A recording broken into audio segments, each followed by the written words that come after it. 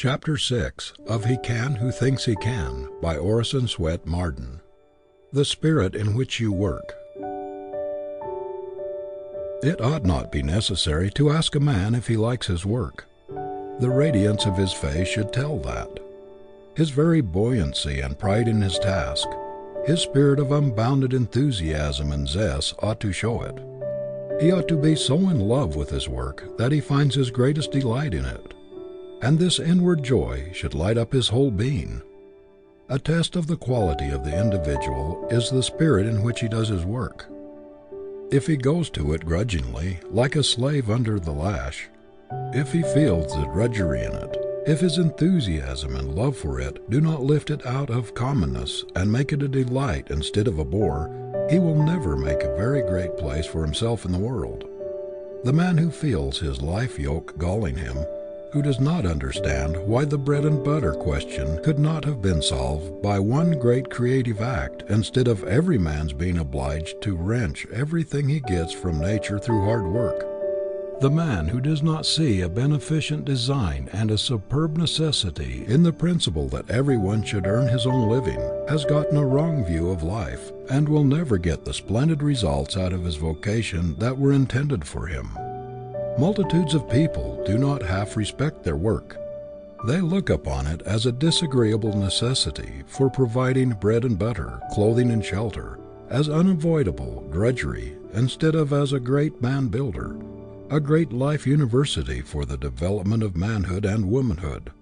They do not see the divinity in the spur of necessity which compels man to develop the best thing in him, to unfold his possibilities by his struggle to attain his ambition, to conquer the enemies of his prosperity and his happiness. They cannot see the curse in the unearned dollar, which takes the spur out of the motive. Work to them is sheer drudgery, an unmitigated evil. They cannot understand why the Creator did not put bread ready-made on trees. They do not see the stamina, the grit, the nobility and the manhood in being forced to conquer what they get. No one can make a real success of his life when he is all the time grumbling or apologizing for what he is doing. It is a confession of weakness. What a pitiable sight to see one of God's noblemen, made to hold up his head and be a king, to be cheerful and happy and to radiate power, going about whining and complaining of his work, even deploring the fact that he should have to work at all. It is demoralizing to allow yourself to do a thing in a half-hearted, grudging manner. There is a great adaptive power in human nature. The mind is wonderfully adjustive to different conditions, but you will not get the best results until your mind is settled, until you are resolved not only to like your work, but also to do it in the spirit of a master and not in that of a slave. Resolve that, whatever you do, you will bring the whole man to it, that you will fling the whole weight of your being into it, that you will do it in the spirit of a conqueror, and so get the lesson and power out of it, which come only to the conqueror. Put the right spirit into your work. Treat your calling as divine, as a call from principle. If the thing itself be not important, the spirit in which you take hold of it makes all the difference in the world to you. It can make or mar the man. You cannot afford grumbling service or botched work in your life's record. You cannot afford to form a habit of half-doing things, or of doing them in the spirit of a drudge, for this will drag its slimy trail through all your subsequent career, always humiliating you at the most unexpected times. Let other people do the poor jobs, the botched work, if they will. Keep your standards up, your ideals high. The attitude with which a man approaches his task has everything to do with the quality and efficiency of his work, and with its influence upon his character. What a man does is a part of himself. It is the expression of what he stands for. Our life work is an outpicturing of our ambition, our ideals, our real selves. If you see a man's work, you see the man. No one can respect himself or have that sublime faith in himself which is essential to all high achievement when he puts mean, half-hearted, slipshod service into what he does. He cannot get his highest self-approval until he does his level best. No man can do his best or call out the highest thing in him while he regards his occupation as drudgery or a bore. Under no circumstances allow yourself to do anything as a drudge. Nothing is more demoralizing. No matter if circumstances force you to do something which is distasteful, compel yourself to find something interesting and instructive in it. Everything that is necessary to be done is full of interest. It is all a question of the attitude of mind in which we go to our task. If your occupation is distasteful, every rebellious thought, every feeling of disgust, only surrounds you with a failure atmosphere which is sure to attract more failure. The magnet that brings success and happiness must be charged with a positive, optimistic, enthusiastic force. The man who has not learned the secret of taking the drudgery out of his task by flinging his whole soul into it has not learned the first principles of success or happiness. It is perfectly possible to so exalt the most ordinary business, by bringing to it the spirit of a master, as to make of it a dignified vocation. The trouble with us is that we drop into a humdrum existence and do our work mechanically, with no heart, no vim, and no purpose. We do not learn the fine art of living for growth, for mind and soul expansion. We just exist. It was not intended that any necessary employment should be merely commonplace. There is a great, deep meaning in it all, a glory in it. Our possibilities, our destiny are in it, and the good of the world. Why is it that most people think that the glory of life does not belong to the ordinary vocations? That this belongs to the artist, to the musician, to the writer, or to someone of the more gentle and what they call dignified professions? There is as much dignity and grandeur and glory in agriculture as in statesmanship or authorship. Some people never see any beauty anywhere. They have no soul for the beautiful. Others see it everywhere. Farming to one man is a humdrum existence, an unbearable vocation, a monotonous routine, while another sees the glory and the dignity in it, and takes infinite pleasure in mixing brains with the soil and in working with the Creator to produce grander results. I knew a cobbler in a little village who took infinitely more pride in his vocation than did the lawyer, or even the clergyman of that town. I know a farmer who takes more pride in his crops than any other person in his community takes in his calling. He walks over his farm as proudly as a monarch might travel through his kingdom. This true master farmer will introduce his visitor to his horses and cows and other animals as though they were important personages. That is the kind of enthusiasm that takes the drudgery out of the farm and makes a joy out of life, which to many is so dull and commonplace. I have known a stenographer on small pay who put a higher quality of effort into her work than the proprietor of the great establishment she worked for, and she got more out of life than he did. I knew a school teacher in a little district 25 miles from a railroad, in a schoolhouse right in the forest, who took more pride in her work and in the progress of her pupils than some presidents of colleges whom I've known appeared to take in their duties. A girl who declared that she never would do housework, that she never would cook, no matter what misfortunes might come to her, married a man who lost his money, and she was forced to part with her servants and to do the cooking herself for the family. She thought she never could do it, but she determined to make bread making an art, to elevate cooking and make it a science in her home, and she succeeded. No matter how humble your work may seem, do it in the spirit of an artist, of a master. In this way, you lift it out of commonness and rob it of what would otherwise be drudgery.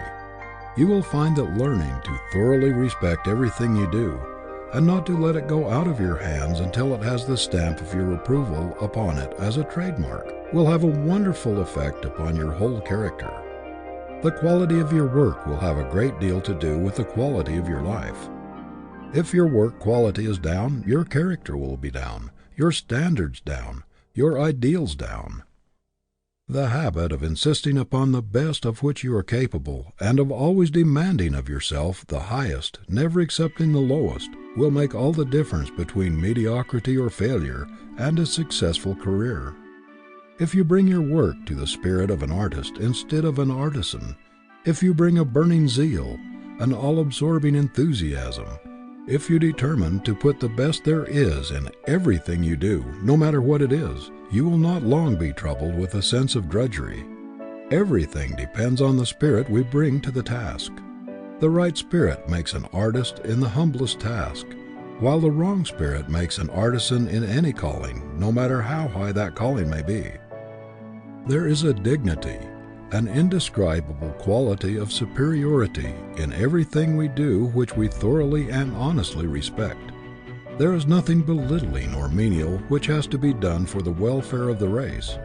You cannot afford to give the mere dregs, the mere leavings of your energies to your work. The best in you is none too good for it. It is only when we do our best, when we put joy, energy, enthusiasm, and zeal into our work, that we really grow. And this is the only way we can keep our highest self-respect. We cannot think much of ourselves when we are not honest in our work, when we are not doing our level best. There is nothing which will compensate you for the loss of faith in yourself, for the knowledge of your reputation for doing bungling, dishonest work. You have something infinitely higher within you to satisfy than to make a mere living, to get through your day's work as easily as possible. It is your sense of right, the demand within you to do your level best, to develop the highest thing in you, to do the square thing, to be a man. This should speak so loudly in you that the mere bread and butter question, the money-making question, should be absolutely insignificant in comparison. Start out with a tacit understanding with yourself that you will be a man at all hazards, that your work shall express the highest and best things in you, and that you cannot afford to debase or demoralize yourself by appealing to the lowest, the most despicable, mean side of yourself by deteriorating, by botching your work. How often we see people working along without purpose, half committed to their aim, only intending to pursue their vocation until they strike snags. They intend to keep at it as long as it is tolerable, or until they find something they like better. This is a cowardly way to face a life work which determines our destiny. A man ought to approach his life task, however humble, with the high ideals that characterize a great master as he approaches the canvas upon which he is going to put his masterpiece, with a resolution to make no false moves that will mar the model that lives in his ideal. A sacred thing, this approaching the uncut marble of life. We cannot afford to strike any false blows which might mar the angle that sleeps in the stone, for the image we produce must represent our life work. Whether it is beautiful or hideous, divine or brutal, it must stand as an expression of ourselves, as representing our ideals. It always pains me to see a young person approaching his life work with carelessness and indifference, as though it did not make much difference to him how he did his work if he only got through with it and got his pay for it. How little the average youth realizes the sacredness, the dignity, the divinity of his calling. There is a higher meaning, something broader, deeper and nobler in a vocation than making a living or seeking fame. Making a life is the best thing in it. It should be a man developer, a character builder, and a great life school for broadening, deepening, and rounding into symmetry, harmony, and beauty all the God-given faculties within us. The part of our life work which gives us a living, which provides the bread and butter and clothes and houses and shelter, is merely incidental to the great disciplinary, educative phase of it, the self-unfoldment. It is a question of how large and how grand a man or woman you can bring out of your vocation, not how much money there is in it. Your life work is your statue. You cannot get away from it. It is beautiful or hideous, lovely or ugly, inspiring or debasing as you make it. It will elevate or degrade. You can no more get away from it than you can, of your own volition, rise from the earth. Every errand you do, every letter you write, every piece of merchandise you sell, every conversation, every thought of yours, everything you do or think is a blow of the chisel which mars or beautifies the statue. The attitude of mind with which we perform our life work colors the whole career and determines the quality of the destiny. It is the lofty ideal that redeems the life from the curse of commonness and imparts a touch of nobility to every calling. but a low, sordid aim will take the dignity out of any occupation. End of chapter 6.